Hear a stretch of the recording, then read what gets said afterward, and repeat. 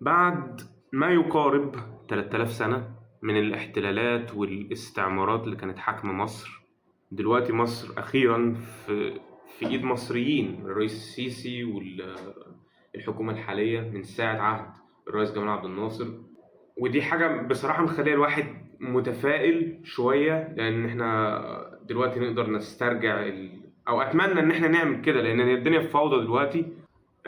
الحكومة المصرية بتحاول تعمل قرارات كتير عشان تصلح البلد، لأن طبعا حاجات كانت كسرانة بقالها تقريبا 3000 سنة مش سهل إنها تتصلح. وبعدين الاتجاه اللي احنا بنحاول نصلح فيه مش واضح قوي، لأن العالم كله دلوقتي مليان فوضى ومش عارفين أصلا يصلحوا الدنيا. برضو في فوضى كبيرة في أوروبا دلوقتي وفي أمريكا مثلا، وهم دول اللي دي الحضارات اللي عليا في الزمن في العصر الحديث، واحنا بنحاول نتعلم منهم، وده دليل على ان الحكومه فعلا بتحاول تصلح وتظبط الدنيا هنا. بس لما يكون هم كمان في فوضى عندهم هناك، واحنا اصلا اوريدي كنا في فوضى هنا بقالنا 3000 سنه، والحكومه بتحاول تصلحها دلوقتي لان اخيرا بقت زي ما لسه قايل حكم مصر بقى في ايد مصريين تاني. صعب ان الخريطه تبقى واضحه، لان كمان معظم الحضارات اللي مبنيه حاليا بنت على تعريفات كتير متكسرة شوية من العصور الوسطى، لأن الحضارات السامية القديمة أكبرهم كانت الحضارة المصرية اللي عندنا، كانوا بانيين على أساسات واضحة ومتعرفة كويس ومنطقية.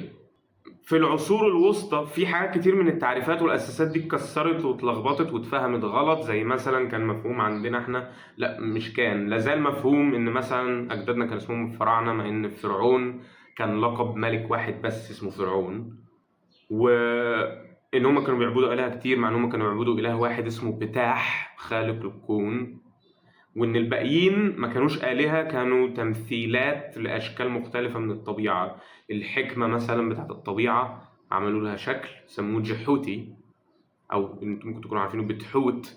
حر برخيت، برضه احنا مش متأكدين من النطق الصحيح لاسمه، لكن هو كان واحد من أول الملوك المصريين للحضارة المصرية القديمة اللي احنا عارفين شكلها حاليا. وبعد كده اسمه حر، او انتم كنتوا تكونوا عارفينه بحورس، لان الاغريق لما احتلونا زودوا اس على اسامي كتير في الاخر، هم اللي زالوا بيعملوا كده في لغتهم لحد دلوقتي الاغريقيه الحديثه.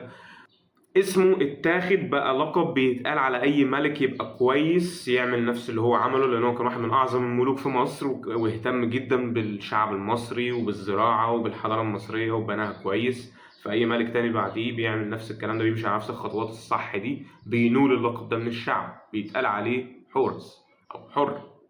وان القصص الخياليه اللي اترسمت عنهم وزريس وجحوتي والسخمت والكلام ده علشان تعرف او تعلم دروس معينه، مش علشان هم كانوا بيعبدوهم وكده. المهم هي اصلا في تعريفات، اللي انا بحاول اضرب بيه المثل هنا هو ان في تعريفات كتير جدا متكسره ومتغيره. وواحد مثلا من اكبر الحاجات هو ان بيتقال علينا احنا الشعب المصري ان احنا عرب، وان لغتنا هي اللغه العربيه. احنا مش عرب. ولغتنا مش اللغة العربية، لغتنا هي اللغة المصرية، وإن أقرب لغة انحدرت منها حاليا هي اللغة القبطية. كلمة قبط أصلا جاية من كلمة كيمت اللي معناها مصر. يعني أقباط مصريين. اللغة القبطية يعني اللغة المصرية، بس اللغة القبطية خليط ما بين اللغة المصرية واللغة الإغريقية. لما الإغريق احتلونا وكانوا مستعمريننا هنا، عملنا اللغة دي علشان هم عملوا اللغة الإغريقية اللغة الرسمية للحكومة وكده. بسبب التعريفات الغلط دي صعب الإصلاح أصلا والتظبيط والبناء، لأن الأساس مش واضح. فالأساس محتاج، وأنا هو ده بقى واحد من الحاجات اللي مخليني متفائل، إن أظن إن إحنا نقدر بقى دلوقتي نتفرغ ونركز على إن إحنا نصلح التعريفات المتكسرة الغلط دي، ونعدل الأساس ونبدأ نبني الحضارة بتاعتنا المصرية اللي إحنا كنا عايشين بيها زمان من جديد. لأن هي ما اتطورتش صح، هي حاجة تزعل أوي إن إحنا نقول عليها تاريخ قديم وكده، ancient history. وده صح، ancient history صح، هو تاريخنا القديم فعلا.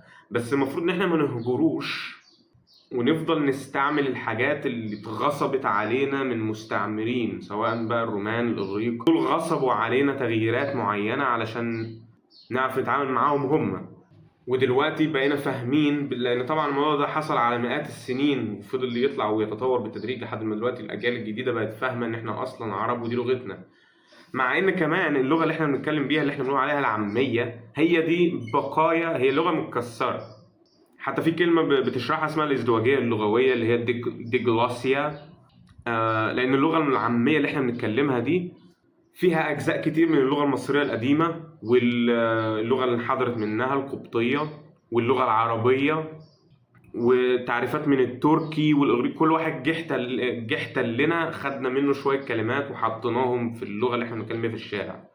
فواحدة من الحاجات اللي بتأذينا حتى في المنظومة التعليمية هي إن إحنا بنحاول نتعلم اللغة العربية والنحو العربي، مع إن دي مش لغتنا، ففي صعوبة هناك في التعليم عشان كده. وبسبب إن معظم الناس فاهمة إن دي لغتنا أصلا، فبيلوم الطالب إن هو مش عارف يفهم اللغة دي. مع إن أظن من وجهة نظري إن أكبر خطوة صح المفروض نعملها دلوقتي هي إن إحنا ندرس اللغة القبطية في المدارس، واللغة الإنجليزية لأن دي أول لغة في العالم حاليا. والإنجليش هيسهل علينا حاجات كتير أوي في الشغل وفي استعمال اللغة والتواصل، لحد ما نقدر نسترجع اللغة المصرية بقى القديمة تاني اللي كانت في الميدل كينجدوم، في المملكة الوسطى. لأن أجدادنا لما كانوا بيعملوا لغة في المملكة القديمة وبعد كده طوروها في المملكة الوسطى، قالوا ما تنسوش دي، هي دي النسخة، أحسن نسخة من اللغة بتاعتنا، ما تنسوهاش وما تغيروهاش تاني. والحضارة المصرية القديمة أصلا وقعت لما ضعفنا في العصور الأخيرة وبدأنا ننسى اللغة بتاعتنا، وبدأنا نعمل حركة الازدواجية اللغوية دي ونجيب حاجات من بره نحطها في اللغة قبل حتى ما نحتل أصلا. بدأنا نعمل تغييرات على اللغة بتاعتنا وبقى اسمها Late Egyptian Language. علشان نعرف نصلح ونبني الحضارة بتاعتنا، نرجع نبنيها من جديد تاني، لازم الأول نصلح التعريفات بتاعت الأساسات اللي احنا بادئين عليها الحضارة، وواحدة من أكبرهم هي اللغة. تاني حاجة الطريقة، مثلا الطريقة اللي احنا كنا بنبني بيها المباني، الطريقة اللي احنا كنا بنلبس بيها. كل حضارة من الحضارات العليا بتبني حضارتها على أساسات متماشية مع البيئة اللي هم فيها. مصر بتبقى حر جدا جدا في الصيف وساقعة جدا في الشتاء، فكانوا بيبنوا مباني من الحجارة والطوب الطين اللي بينشفوه في الشمس. وكل دي كانت حاجات مبنية على أسباب منطقية. ليه بتبني بالحجارة وبالطوب اللي معمول في الشمس؟ علشان أولا إحنا ما عندناش غابات مثلا عشان نعمل طوب أحمر، لأن كان في حضارات تانية قديمة جدا كانت بتبني بالطوب الأحمر ده، هو مش حديث. لكن كل واحد كان بيبني بالطريقة اللي تناسبه هو وتناسب البيئة اللي هو فيها. كانوا بيخلوا مثلا الحيطان تخينة سميكة، والأسقف عالية وواسعة، والأوض واسعة، علشان يعرفوا يتواكبوا مع الحر اللي بره، يمنعوه على قد ما يقدروا. وكانوا كمان بيستعملوا النظرية بتاعت الهواء، ان الهواء السخن بيطلع فوق والهواء الساقع بينزل تحت. فكانت فعشان كده كانت الأسقف بتبقى عالية. وكانوا بيستعملوا تيار الهواء كمان، يبقى في فتحات في الحيطان بالأخص في الجزء العالي من الحيطة وقصاد بعض، عشان يعملوا تيار هواء فيفضل الهواء بيتقلب في البيوت والمعابد والمراكز الحكومية وكل الكلام ده. المهم، هم الطريقة اللي كنت بتبني بيها والطريقة اللي كنت بتلبس بيها هدوم والطريقة اللي انت كنت عايش بيها واللغة اللي كنت بتتكلمها كانت كلها جاية من الطبيعة اللي حواليك ومناسبة للطبيعة اللي حواليك. وكنا بنشارك بقى العلم ونتاجر مع حضارات تانية بالحاجات اللي انت محتاجها ومش عندك، ويتشاركوا النظريات العلمية مع بعض. وانت باني مثلا المبنى ده بالشكل ده ليه؟ عشان مثلا الصوت بيتحرك بالطريقة الفلانية. فانا هبني عندي كده انا كمان، بس الشكل هيبقى متغير والزخرفة والستايل بتاع حضارتهم هم. الستايل بقى الطريقة اللي احنا الرسومات، الطريقة اللي احنا كنا بنرسم بيها والزخرفة والهندسة اللي هي الحاجات الستايل دي كانت جاية بقى من الستايل بتاعك انت، الحس الفني اللي كان في الشعب. فانا بس اتمنى ان احنا نقدر او ان احنا نعمل ونبدا نعمل على تصليح التعريفات دي ونصحح الاساسات اللي احنا بنقول بيها الحضاره بتاعتنا ونبدا نسترجع الكلام ده تاني. لان هو مش معنى ان هو كان تاريخنا القديم ان احنا نهجره، لان كمان هو ما اتطورش بطريقه صح. تطورنا والعيشه اللي احنا كنا عايشين بيها الحضاره دي توقفت غصب بسبب ضعف ثم احتلالات واستعمارات كتير. ومن المنطقي ان احنا ننسى الكلام ده ونبعد عنه ونهجره شوية مؤقتا، بسبب ان احنا بعدنا عنه بقالنا اكتر من 2000 سنة. ده وقت طويل جدا.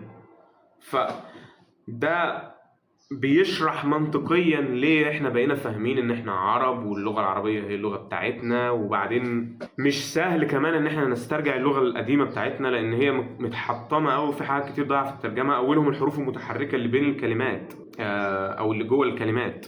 لان احنا عارفين الكونسونس، عارفين الحروف الاساسية، الاصوات الاساسية، لكن مش عارفين النطق بتاع الكلمة والمنطق اللي كان حاكم اللغة وطريقة النطق كانت ماشية ازاي، الموجة دي كانت ماشية ازاي. لكن انا متاكد ان مع الوقت نقدر نرجع ده. وبعدين اللغه القبطيه موجوده، وهي انحدرت بشكل مباشر من اللغه المصريه القديمه بتاعتنا. هي جت انحدرت من الليت ايجيبشن اللي هي اصلا كان حصل فيها تغييرات كتير غلط، مش من الميدل ايجيبشن اللي هي كانت اللغه الصح بتاعتنا. بس اهم خطوه هنا عموما هو ان احنا اصلا نبدا نتحرك في الاتجاه الصح ده، ونبدا نسترجع الحضاره بتاعتنا من تاني. وواحده واحده خطوه خطوه هنعرف نسترجع كل الكلام ده صح. اصل كمان القواعد النحويه اصلا برضو ده واحد من التعريفات اللي متكسره حاليا، هي ان القواعد النحويه ما اتعملتش علشان تغصب الناس على الكلام بطريقه معينه. القواعد النحويه اتعملت علشان تحاول تشرح الناس بتتكلم ازاي. هي الدنيا ماشيه العكس دلوقتي. يعني قواعد نحويه مثلا في اللهجه الامريكيه، هي اللهجه الامريكيه مش مجرد لهجه، ده الدايالكت كامل. وجوه امريكا اصلا في لهجات كتير هناك، في تكسن وفي نيويورك وفي بoston، في لهجات كتير جدا هناك. ولو كل واللهجات الموضوع بتاع اللهجات واللغات المحليه، الدايالكتس والحاجات دي موضوع كبير، بس بيغير في اشكال بعض القواعد النحويه وفي كلمات. والقواعد النحويه هي اللي محتاجه تواكب اللغه، مش اللغه هي اللي محتاجه تواكب. مش هتعرف، لان الناس دايما طريقه كلامهم بتتغير. علشان كده كمان اجدادنا كانوا بيعاملوا اجزاء من اللغه المصريه القديمه على انها مقدسه عشان ما تتغيرش، زي طريقه الكتابه الهيروغليفيه مثلا. لكن الكلمات كانت بتتكتب بكذا طريقه بالهيروغليفز، هم حتى كانوا بيعملوا كده عشان الشكل الفني. المهم، انا واحد من الناس اللي يعني انا دلوقتي بكمل تعليمي، انا في ثانيه ثانوي حاليا، مع ان انا كنت سبت تعليم من زمان. الحياه صعبه، قصه طويله. المهم ان انا بكمل تعليمي دلوقتي، ونفسي ان انا ادخل كليه اثار او مش عارف بالظبط انهي كليه اللي تسمح لي ان انا اشتغل على استعاده اللغه المصريه القديمه. بس انا حلو مع اللغات، انا علمت نفسي انجليش، وعايز ارجع اللغه القديمه بتاعتنا تاني، ونفسي اشتغل على ده. انا بحب البلد دي وبعتز بتاريخنا القديم ده، ونفسي نرجعه تاني، لان هو مش قديم ووحش على ان احنا بقى نهجره ونسيبه. ده بتاعنا احنا، واحنا سيبناه غصب، مش سيبناه بقصد، وتطورنا تطور طبيعي. وبعدين كمان ما ننساش ان دي كانت حضاره عليا، واحنا عشنا بالطريقه العليا والساميه دي مئات السنين بنفس الستايل بنفس الطريقه، علشان هي كانت مبنيه صح. فاتمنى ان احنا نسترجعها تاني، ونهتم بتاريخنا القديم ده تاني، ما يبقاش مجرد تاريخ في المتاحف بس، لان ده اكبر من كده. والسلام والتطور التكنولوجي اللي احنا فيهم دلوقتي، وان الحكم تاني بقى في ايد مصريين، اظن دول هيسمحوا لنا ان احنا نبدا بقى نسترجع الحضاره بتاعتنا واصولنا من تاني، ونعيش بالطريقه دي تاني. فاتمنى ان احنا نبدا، واتمنى ان انا اقدر اكون جزء من العمليه دي، بالاخص الجانب اللغوي منها. فيا ده كله كنت عايز اقوله في الفيديو ده.